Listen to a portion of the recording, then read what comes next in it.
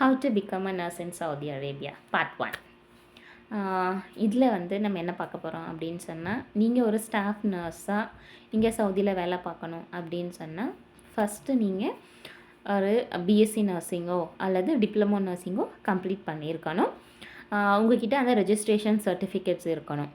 சரிங்களா? Minimum 1 year எக்ஸ்பீரியன்ஸாவது இருக்கணும். அதுக்காக ஏஎன்எம் எல்லாம் வர முடியாதா அப்படின்னு சொன்னால் அப்படி கிடையாது. ஏஎன்எம்ஸ்க்கும் நிறைய வேக்கன்சிஸ் வருது.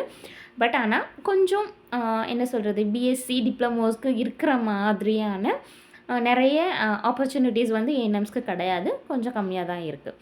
பட் ஆனால் அவங்களும் ட்ரை பண்ணால் கண்டிப்பாக கிடைக்கும்.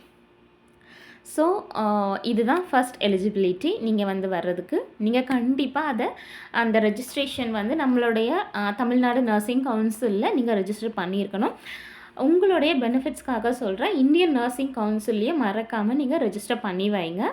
அது வந்து உங்களுடைய ஃப்யூச்சருக்கு ஹெல்ப்ஃபுல்லாக இருக்கும். சரிங்களா? இதுதான் ஃபஸ்ட் அண்ட் ப்ரையாரிட்டி. அதுக்கப்புறம் நீங்கள் மினிமம் ஒரு 1 இயராவது எக்ஸ்பீரியன்ஸ் வேணும். நிறைய பேருக்கு நிறைய கம்பெனிஸில் வந்து 6 மந்த்ஸ் எக்ஸ்பீரியன்ஸோடைய கூட எடுக்கிறாங்க.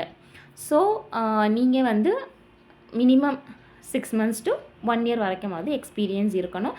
பட் ஆனால் மேக்ஸிமம் வந்து வேக்கன்சிஸில் கேட்குறது மினிமம் 1 இயராவது எக்ஸ்பீரியன்ஸ் இருக்கணும் அப்படின்னு சொல்லிட்டு தான் கேட்குறாங்க.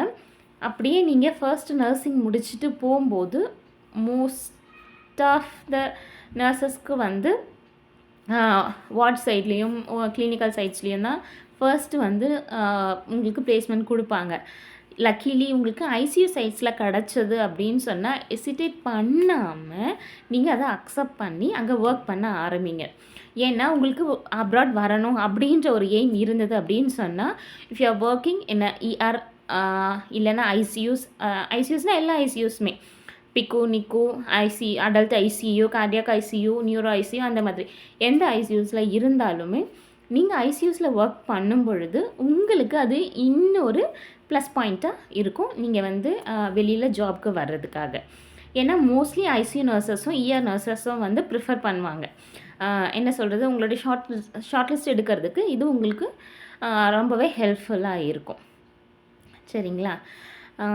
இந்த வீடியோட கண்டினியூட்டி பார்ட் 2ல் பார்க்கலாம். Bye bye.